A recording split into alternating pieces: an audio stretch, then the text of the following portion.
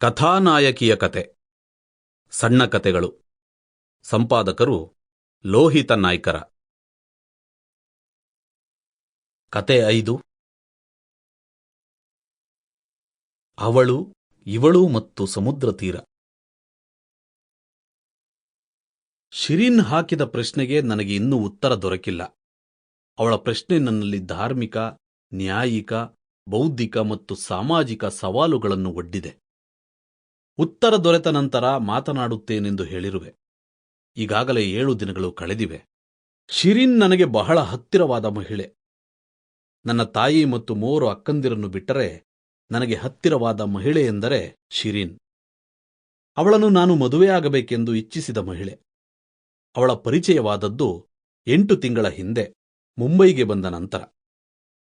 Reserve ಬ್ಯಾಂಕಿನ ಕಾನೂನು ಅಧಿಕಾರಿಯಾಗಿ ನೇಮಕಗೊಂಡು ಬೆಂಗಳೂರು ಶಾಖೆಯಲ್ಲಿ 4 ವರ್ಷಗಳ ಸೇವೆಯ ನಂತರ ವರ್ಗವಾಗಿ ಇಲ್ಲಿಗೆ ಫೋರ್ಟ್ನಲ್ಲಿರುವ ಮುಖ್ಯ ಶಾಖೆಗೆ ಬಂದಾಗ, ಸದ್ಯ ನಾನಿರುವುದು ಬಾಂದ್ರಾದ ಲಿಂಕಿಗಾ ರೋಡ್ನಲ್ಲಿರುವ ಅಧಿಕೃತ ನಿವಾಸ ಸ್ಥಳ ಮನಿ ಹೌಸ್ ಅಪಾರ್ಟ್ಮೆಂಟಿನ 8ನೇ ಮಹಡಿಯಲ್ಲಿ.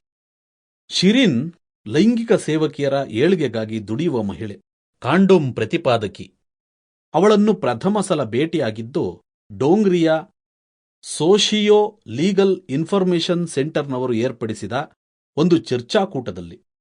ಅಂದು ನಾನು ಏಡ್ಸ್ ರೋಗವು ಮಹಿಳೆಯರಿಗೆ ಹೇಗೆ ಪ್ರತಿಕೂಲವಾಗುತ್ತದೆ ಎಂಬ ಒಂದು ಪ್ರಬಂಧವನ್ನು ಮಂಡಿಸಿದ್ದೆ. ಆ ವಿಷಯ ನನ್ನ ಡಾಕ್ಟರೇಟ್ ಪದವಿಯ ವಿಷಯದ ಭಾಗವಾಗಿದ್ದುದರಿಂದ ಬಹಳ ಪ್ರಭುತ್ವದಿಂದ ಪರಿಣಾಮಕಾರಿಯಾಗಿ ಮಂಡಿಸಿದ್ದೆ.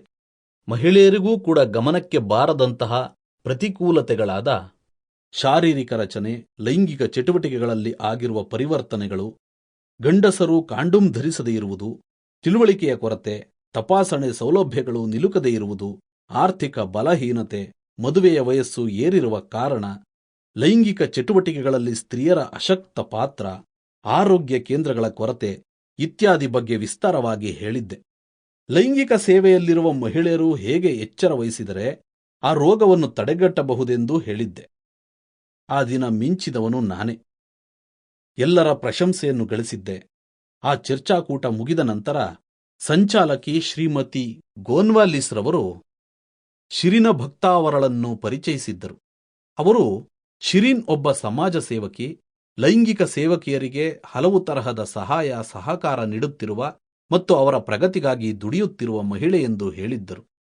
ಅಂದು ಅವಳು ನನ್ನ ಗಮನ Sample complete. Ready to continue?